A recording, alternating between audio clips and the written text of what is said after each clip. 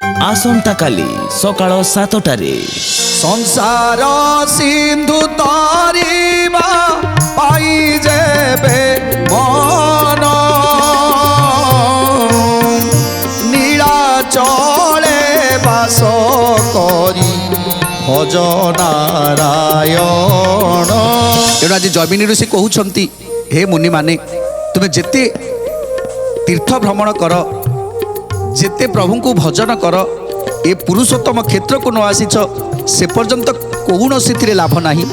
तेणु हे मुनि माने तुमे मैंने समस्ते आस आउ प्रभु को ए पुरुषोत्तम क्षेत्र में विराजमान करी प्रभुंकर लीला गान कर निश्चित जन्म जन्मर दुख कष्ट लाघव हो नुआ कार्यक्रम देउल तोला आसंता काली सकाळ 7टारे केवल सिद्धार्थ उत्सव चैनल रे।